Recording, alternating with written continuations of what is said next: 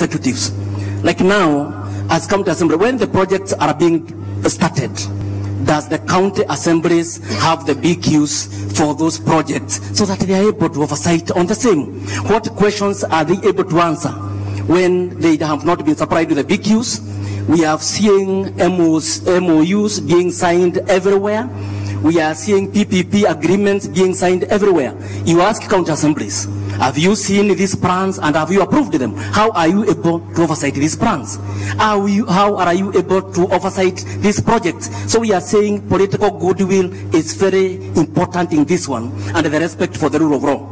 In the county assemblies, and this is what we are talking about, our executives, which we work with.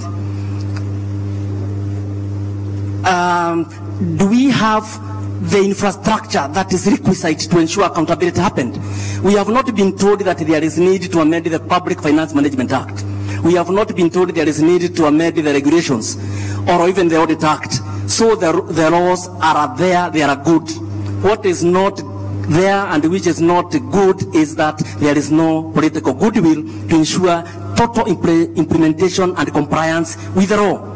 How many in the county government, how many audit committees, which we call external, have been constituted? And if they have been constituted, which ones have been constituted legally? And finally, how many are functional to help even the work of the Auditor General and the assemblies to play their oversight? So without will, we can have good laws, and we have the best, we can have the best blueprints, we can have the best everything, but political goodwill is very central. And we are saying, like assemblies today, we are very happy with the president because that he is leading from the front. And again, as assemblies, we are saying that accountability can be seen from what is being done in the ground. Are we working for our people, or we are working for ourselves? When we are saying we are providing water for you, are we also providing that water for ourselves? Do we drink that water? That can be a very big issue on accountability, and can ease accountability. Because if you are going to drink that water, we are going to ensure that those projects are completed and that actually water is seen by the people. When we are building laboratories, we are building health centers and hospitals, as a matter of accountability, if myself I will go to those hospitals, if I'm going to partake of the drugs that will come from those hospitals and the expertise, I will ensure that we are able to provide those services. But if, as the leaders, we are not using the services which we are providing to the people, accountability will not be there, because those services are also not meant for ourselves. In the schools and polytechnics we are doing, are we equipping them in a way that our own children, our daughters and sons, can go to these polytechnics, to these ECDs? It is not for us as leaders, it is for Waiguru. And therefore you ensure that accountability cannot be optimal. Those are the issues we are talking about. And when we talk about political goodwill, we are talking about, when you look at the countries that have evolved and left Kenya behind, trailing behind, panting. South Korea, you see a leader coming in and transforming that country. We talk about Malaysia. They are going for Dr. Mahathir Mohamad when he is in his 90s, because he offered leadership, and that country moved to the next level. Lee Kuan Yew in Singapore. So we are saying as assemblies, we need all of us to know that we are working for this country. We don't want to be seen as irritants. When we ask these questions, we ask them because we have a duty to ask them under the Constitution, under the statutes, and that way we are going to build a prosperous Kenya for everybody. Well done, well done. Madam Florence, the Chair of Commission on Administrative Justice, as you wind up, tell us when to expect the regulations that will operationalize the Access to Information Act. Thank you, Chairman. We have already done a draft, as I told you, and we expect to have a discussion with the Minister of ICT, and from there we are going to forward them to Parliament for ratification so that we can operationalize the Act. But Chair, there is the other issue of complaints handling that we've been trying to work with the counties. because we understand that whenever you are delivering service, there is always a challenge in as far as how you deal with challenges, especially at the county level. One of the things that made me happy about this devolution conference was when I read the theme that you said it's deliver, transform, measure, remaining accountable, because there must be good governance in the counties for us then to remain accountable. And one of the things at CAJ is to ensure that we deal with the issues of maladministration. It is our duty to oversight the counties and the national government. So when we come to you to check on the systems you put in place, the internal mechanisms you have, because there will always be complaints within the counties, among your staff, with the people that you're supposed to serve. Those complaints are supposed to be settled at the county level. But then if they don't get settled at the county level, they'll come to the office of the ombudsman, where we do alternative dispute resolution, because we don't go to court to take counties to court or persons to court.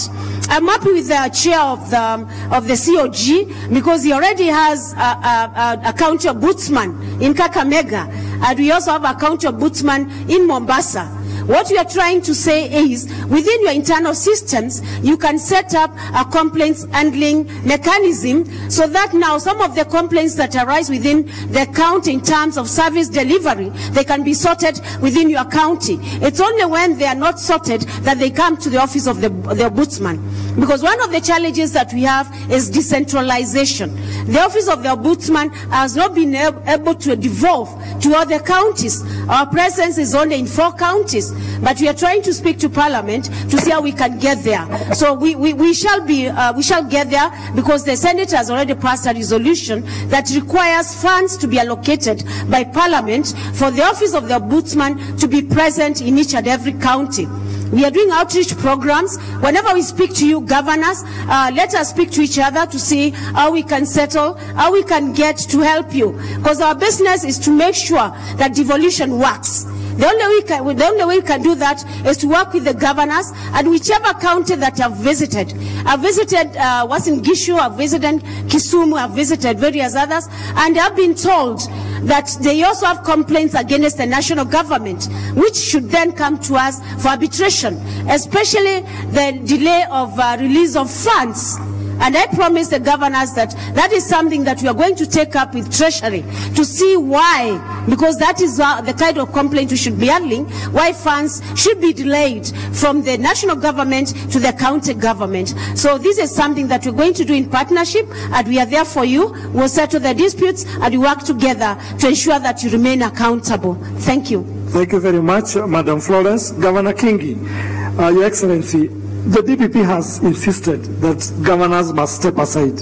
As you wind up, could you please say what is the feeling of the governors on this issue? Because the DPP is there. Well, I'm not aware of any official communication that is backed by any legislation to the extent that governors should step aside. Governors are elected leaders, just like senators and members of parliament. And therefore, when it comes to stepping aside of elected leaders, then the same arrangement should actually apply to all elected leaders. We cannot all be elected leaders, and then when it comes to accountability issues, we tend to segregate some. However, maybe time has come for us as a country to look into this matter, look at legal jurisdiction, and see what then should we do for elected leaders, not just as governors, for elected leaders.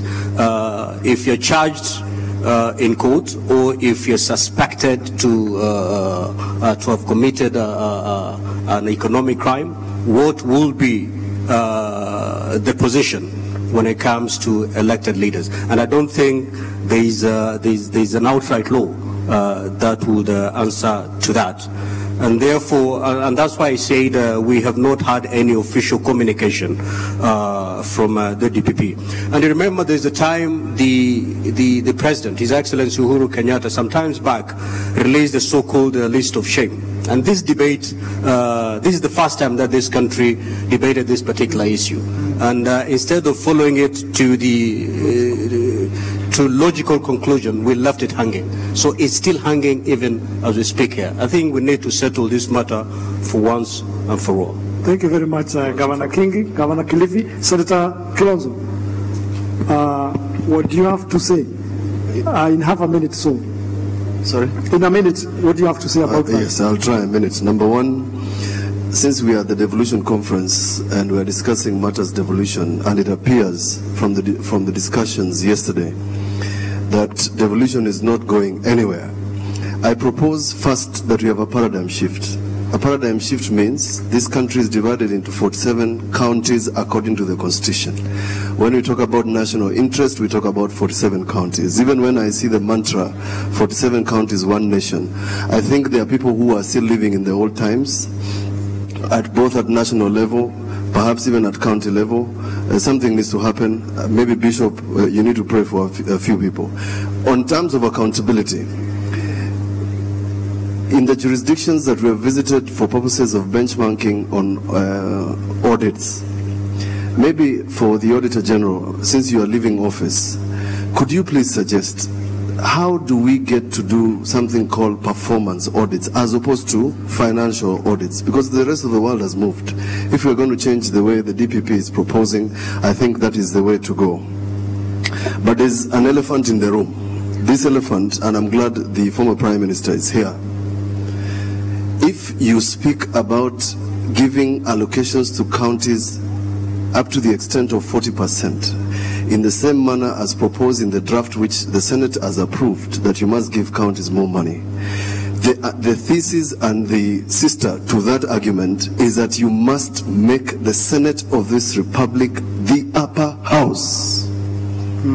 It's not negotiable, because there's a possibility of creating counties and they become a monster by giving them more resources. So if you strengthen counties, you must strengthen the oversight. And we, the senators, are going to look anybody who is looking for constitutional amendments in the eye and tell them Senate must be the upper house. And that we are not discussing anybody else. In Germany, where we have the Bundesrat, and where Federation has worked very well, where the Auditor General in the case like Oko is appointed for 12 years. He doesn't answer to anybody other than the Constitution.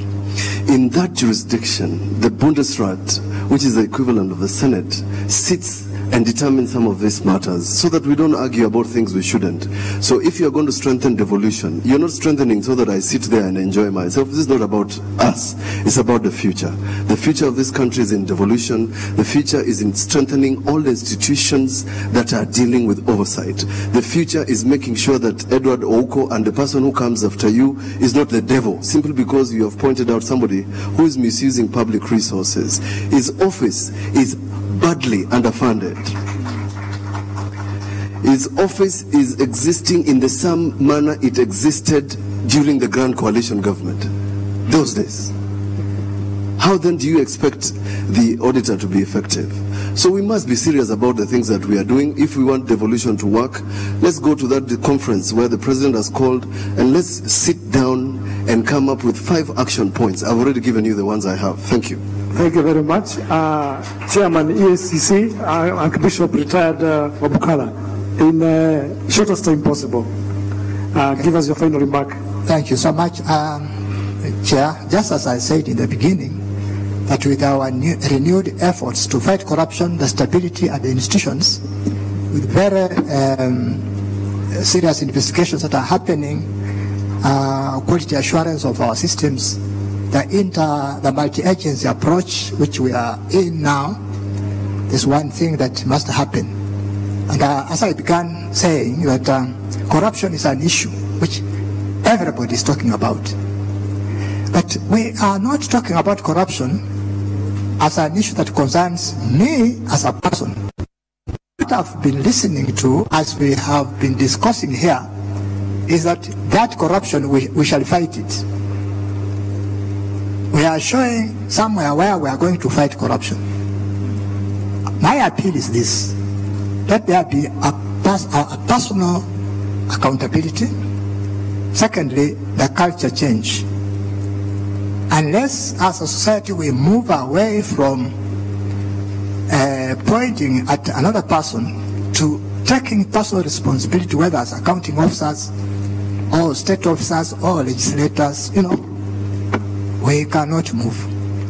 And at the SEC, for instance, we have a very robust way of trying to bring that awareness, the training of officers in the counties. We have done that, developed codes of ethics, but there are many papers when they are not internalized by us. And therefore I think we must begin as a people to take the duties that God has given us in those offices as service to others and for the good of our nation. And as I finish, because Mheshimiwa has told me, Bishop, pray for some of these people. I want to say for those in the Christian tradition, today is Ash Wednesday.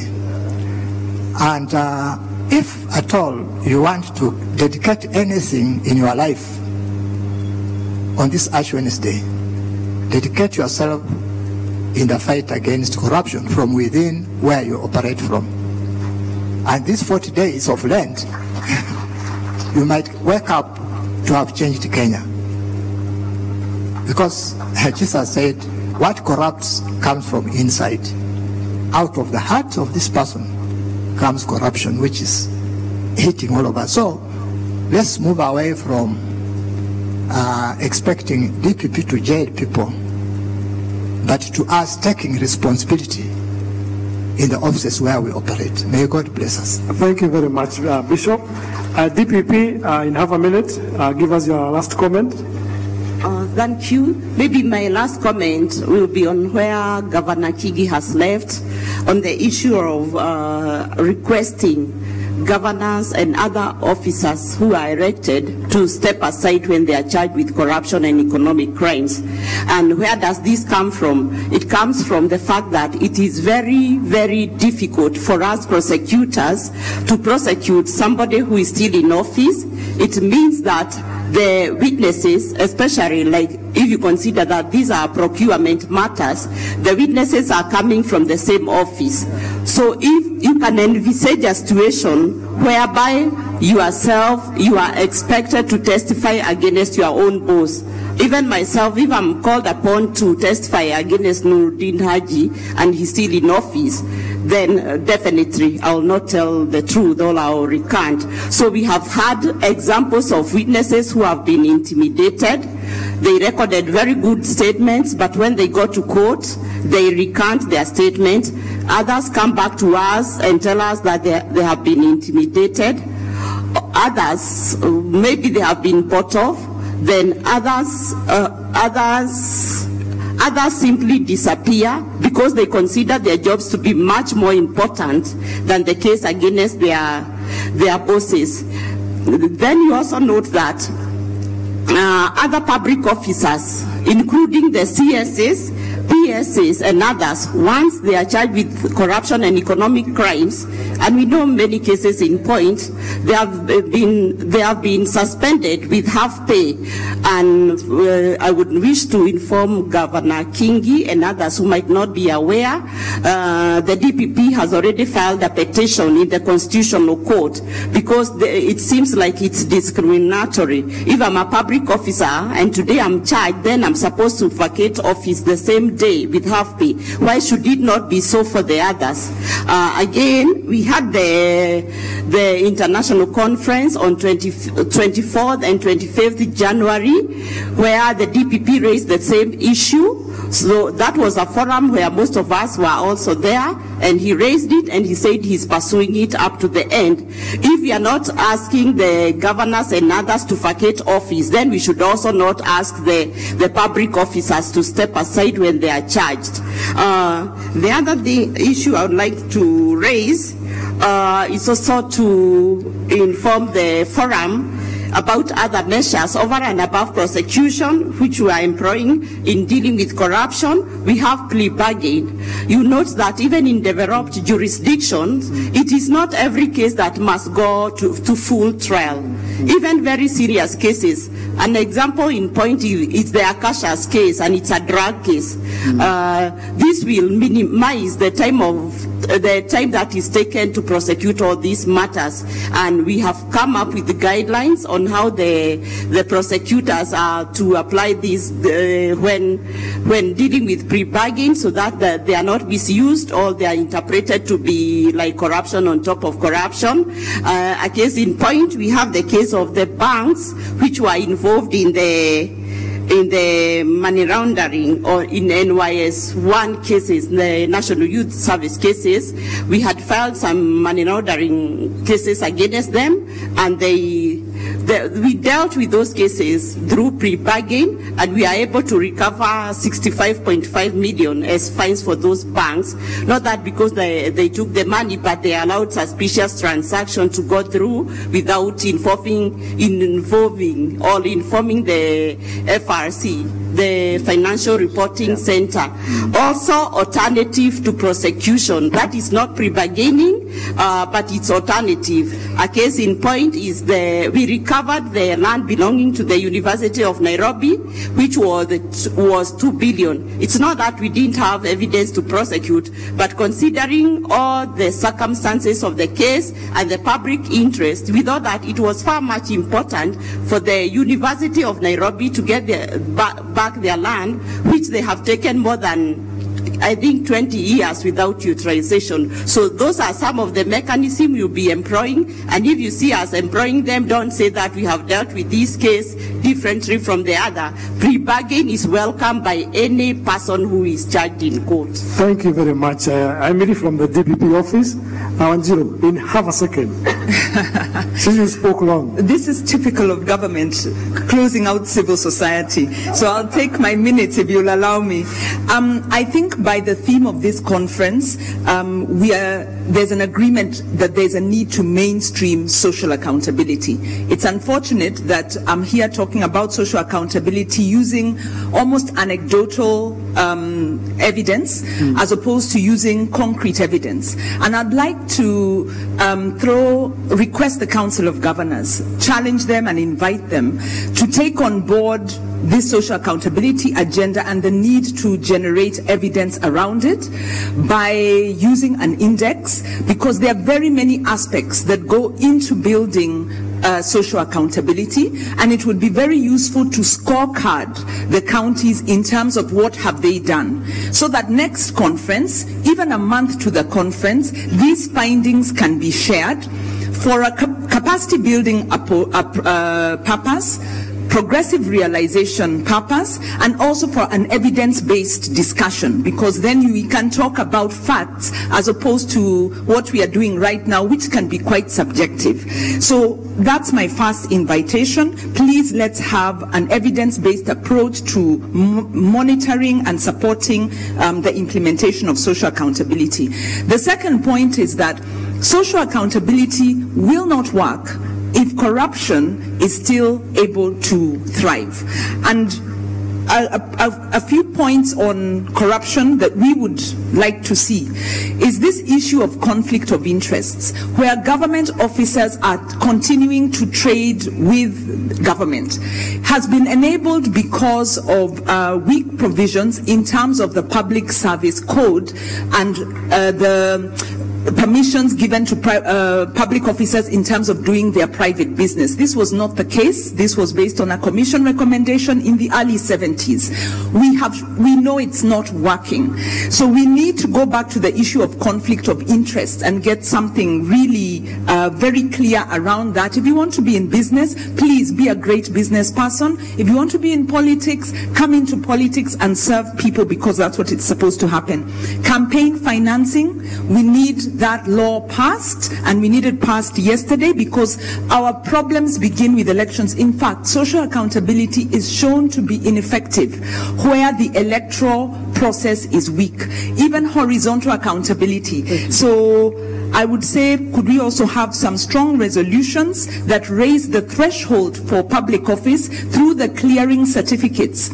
Now that we have intergovernmental cooperation of the anti-corruption agencies, could the clearing certificates please make sense? Because everybody who applied previous elections passed. And then after expensive elections, they go through appeals based on their credibility. Thank you. Thank you very much, Wanjiru. Ladies and gentlemen, We come to the end of our session, quite involving. I'm sure you'd like to have another session, and I'm sure there will be an opportunity in another forum so that we can continue this discussion on accountability. A big applause for the panelists. I've been your moderator, John Mwaniki, the Deputy Governor of Laikipia County, and I've enjoyed chairing or moderating a panel that has even a bishop amongst the panelists. Thank you very much, and God bless you. Thank you. Please let us appreciate the panel. They've done a very good job. They've raised very weighty matters. I'd like to just make two announcements. One is remember to go to the exhibitions and vote so that we know who we are going to give the prizes to, number 1, 2, and 3, and avoid conflict of interest. If it is your county and you can see another one is better, please be magnanimous and vote for the one better and see that as room for improvement. The other announcement is that after this session, we are going to go straight into the next panel, and after the panel we go to lunch. In the afternoon, after lunch at 2:30, we will go to our respective breakout groups. Agriculture remains here. Health is in the tent that's out here. Water, trade and manufacturing and housing at the lower gate. So after lunch, we won't come back here unless we are in the breakout session that's on agriculture.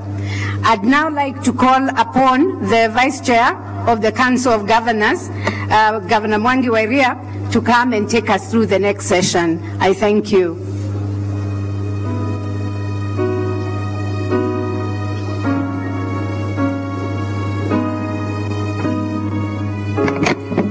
Thank you very much for a very incisive session. I would like to take this opportunity, though not very officially, to recognize the presence of Right Honorable Raila Odinga. He's within our midst, and that's the reason as to why we have this special program. And I think we have 20 minutes to deal with this program, and mine I will guide the program through. And I want to take this opportunity to call upon the host, Governor Anne Waiguru, to come and welcome Baba home. Karibu Anne.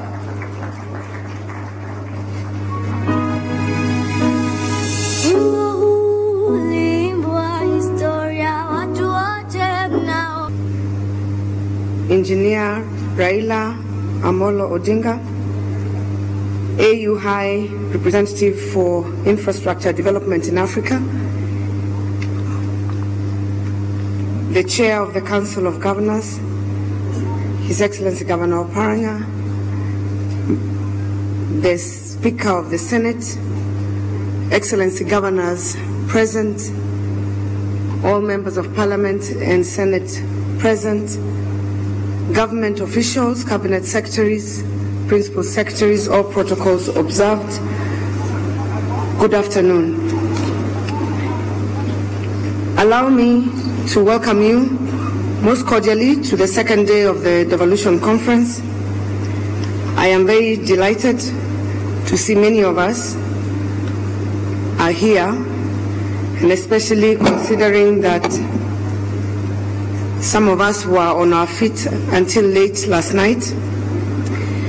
I was almost fearful that we might derail the Devolution Conference agenda by hosting the gins and boots on the first night of the conference, but this clearly shows that we are a people committed to all things devolution.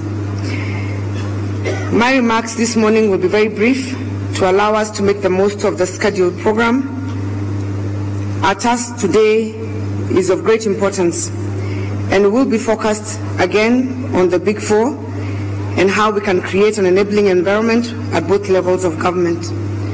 Looking through the program, we have an accomplished panel of speakers and moderators, and therefore it is reasonable to expect that there will be applicable insights and actionable outputs from the sessions throughout the day.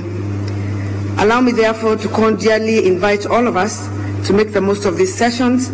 Let us purpose to actively engage, openly and share widely, and deliberate on the issues that present themselves for discussion.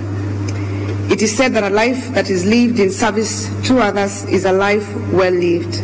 Above all, let us keep in mind whom we serve, why we serve. Kenyans are keen to see results. We must therefore affirm the principles of good governance as we've had, accountability and transparency, and where necessary, embrace change so that Kenya's faith and confidence in a more equitable and prosperous nation is realized. As I conclude my remarks, I am made to understand that there is a chairman's dinner this evening that is hosted courtesy of LAP Fund. We are very grateful to LAP Fund, not only for their support towards devolution, but also for allowing us to eat the fruits of our retirement before time. So with those few remarks, welcome to Kirinyaga, and we wish you a very fruitful second day. Thank you.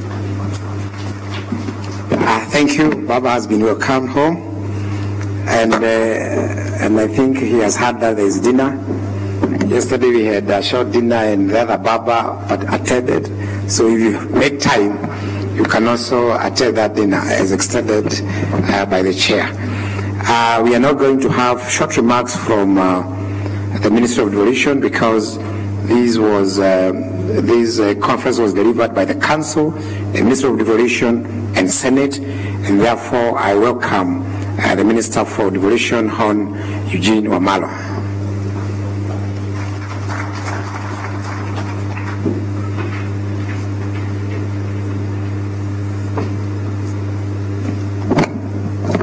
Thank you very much, Governor Mwangi wa Iria, Your Excellency, the second Prime Minister of the Republic of Kenya, Excellencies, Governors, all protocols observed.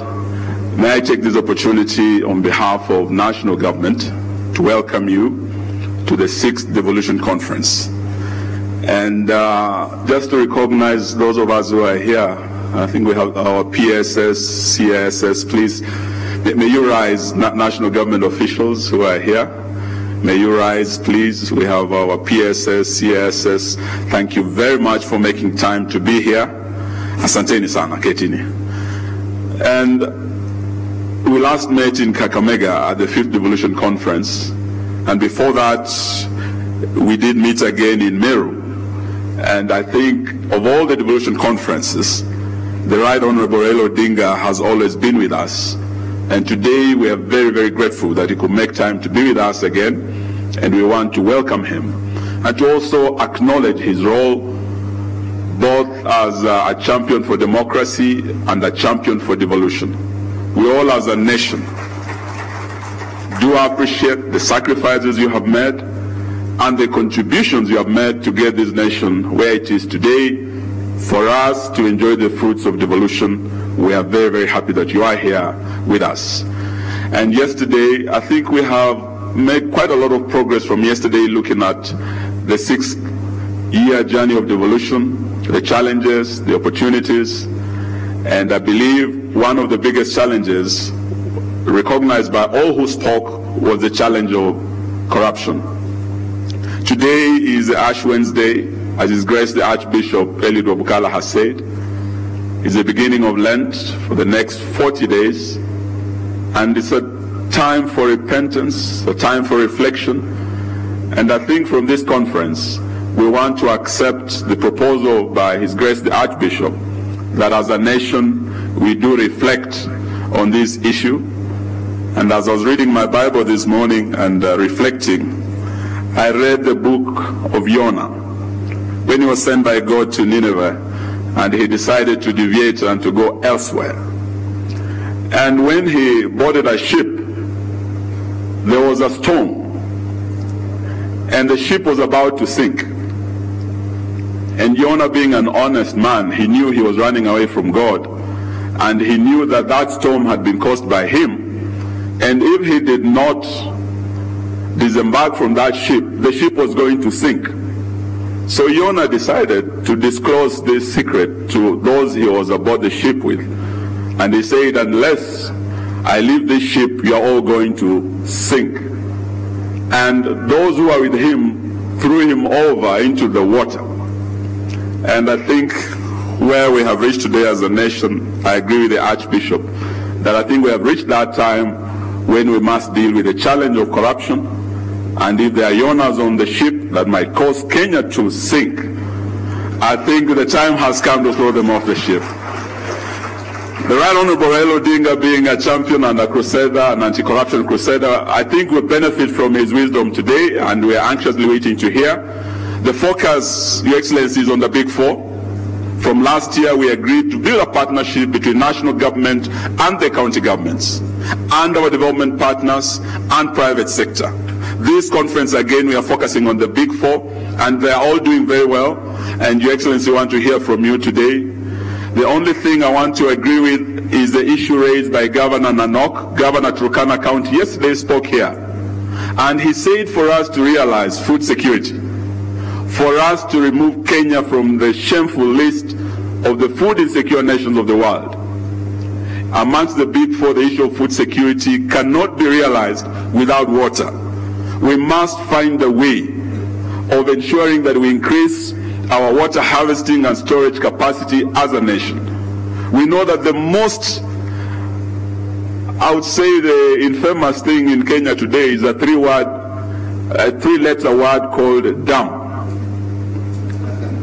Nanok spoke about it yesterday, and we know that there's a lot of cynicism against dams. We've heard about what our parliamentarians have said, but I just want to urge at this conference that any nation that has realized food security has done so by building water reservoirs, by ensuring they have enough water to irrigate their lands. So let us deal with corruption as a challenge, facing the Big Four, facing devolution, facing food security. But let us build our dams so that we are able to increase acreage and irrigation and to realize food security. We cannot do it otherwise without water. Let me end by saying that it is a challenge, but as a nation we have overcome challenges before. Right from 100 years when we were building the Kenya-Uganda Railway, those who are building the railway were accosted by the man-eaters of the Savo. They did not turn back to Mombasa and say, we cannot build the railway because of the man-eaters of the Savo. They say they will deal with the problem of the man-eaters of the Savo, but the Kenya-Uganda Railway must be built. And they were able to do it. Let us apply the same principle to the dams. Like we dealt, if we could deal with the man-eaters of the Savo, I believe we can also deal with the dam-eaters of Kenya and build our dams. Thank you, God bless. Thank you very much, Waziri Eugene. Senate has been a very close partner to us. They were a co-chair in the preparation of this conference, and I want to note that we have been working very closely with the Senate as county governments since Ken Lusaka took over.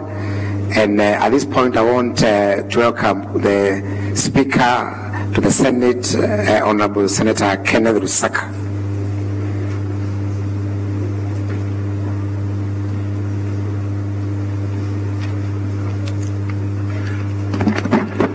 Our guests today, the Right Honorable Raila Amolo Odinga, all devolution stakeholders present. Let me also take this opportunity, Right Honorable, to welcome you, but before I say one or two things, let me introduce the senators who are here today, ask them to be upstanding, and I'll say something about them. Thank you. Let's clap for them. Right Honorable, these ladies and gentlemen who are standing are now the reigning champions of soccer this year, having beaten my colleagues, the governors, and also beating MCS 4-0, and I scored one of the goals. So thank you very much. That is very significant, Right Honorable, because I know you love soccer. And it's also significant because for the last 3 or 4 years, the Senate did not actively participate in the devolution conference. I remember when I was a governor and we were in Meru, we only had 2 senators coming. from yesterday. In Kakamega we had 43, and yesterday we had over 20 senators attending, and you can see they are still here. This is the relationship that we want to build, because as a country and as a family of devolution, we really must work together. And like the other years when we concentrated on tackling each other instead of tackling issues, I think this time we are tackling issues that are facing devolution. And that is why we are here, and I'm proud to be heading that institution. We are working together, and I want to assure you that we'll continue supporting. Just from my experience, I know we are going to talk about the referendum, but I think in my view that the referendum should be people-based. It should focus on strengthening devolution. It should focus on sending more funds to the counties so that they are able to realize the activities that they plan to do. Then the other things can follow after we have strengthened that. And closely related to that, we must also strengthen the institution that defends devolution. That is the Senate, because I remember when you, like they say, when you want to kill a dog, you give it a bad name and then kill it. In 1963, we had Senate. 1966, it was abolished, and Majimbo also went and everything re-centralized. So I think we don't need to go back. We need to strengthen the Senate, because that has is the institution that has mandate to look at the counties and the county interests. So as we get into that discussion, that is where we should be. I just want to comment using my past experience, because like you are aware, Right Honorable, and others, I was the other side up to last year when I crossed over. I was not in to listen to what the Auditor General said, but I think it's important that that office is strengthened, and he has addressed it very well. The only challenge that I saw, and I don't know what you will do about it, is that sometimes the input of the governors was not there when the final report is written. They would give inputs, but then it's not captured. That's why by the time it gets to Senate, you realize that a lot of issues could have already been addressed by the time it's getting. So I think it needs to build a capacity, and like you have said, you're going to automate. I think that is the right way to go. Secondly, this is food for thought. If you look at County Government Act Section 33, it gives general responsibility to the governor to, in terms of management of the county. But having also worked as a permanent secretary, I remember I was the accounting officer, and therefore I was the one who was appearing before the Public Accounts Committee to respond, because I'm the one who was signing the documents in terms of what was going on. So in this case, where you have chief officers being the accounting officers in the counties, how do you hold the governor responsible for what has happened unless he takes political responsibility? This is just food for thought. These are areas that we need to interrogate and find out either you change the law to make the governor an accounting officer, and remember also dealing with the policy, or the chief officer, who is the accounting officer, then takes responsibility because on the operations of the day-to-day running of the counties. These are areas that we need to look at. As I conclude, I still want to insist that you are here, Right Honorable. We know what you have, the role you have played in strengthening democracy in this country. If we want devolution to work, like I said yesterday, we must build the capacities of the county assemblies and give them financial independence for them to be able to carry out their oversight without relying on the executive for them to perform their work. You can imagine where the executive has taken the MCAs to Mombasa and they're supposed to write a report. The answer to that report is obvious, because he who pays the piper calls the tune. With those very many remarks, I say thank you very much, and God bless you. Feel most welcome. Thank you very much, Ken. We also want to recognize that you have very many MCAs. They are a backbone, and I want all of them to rise and welcome Baba. MCAs, they are in their thousands, and the most heartily welcome you. Thank you very much, MCAs. We also recognize, we clap for them. We also recognize that we have MPs and former MPs here. Sometimes we can deal with senators and fail to recognize that we have MPs. I can even see some from where I'm seated. National Assembly. I miss language, so National Assembly. I think we need to recognize them, both serving and former. I can see. Thank you very much, members of National Assembly, for attending. That's a serious show of partnership, because we usually deal with senators, but we are happy and we wish next time you come in more numbers. I think at this juncture, I want to welcome my chair, Honorable Wycliffe of Palanya to give the welcome remarks on behalf of the council, and welcome Bamba. Karibu Chairman.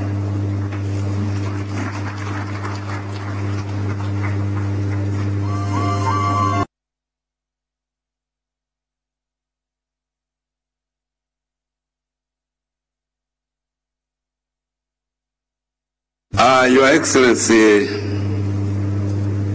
the Right Honorable Raila Amolo Odinga, the former second Prime Minister of the Republic of Kenya, ex-governors, honorable members of Parliament, development partners, and honorable MCAs, and the rest of you,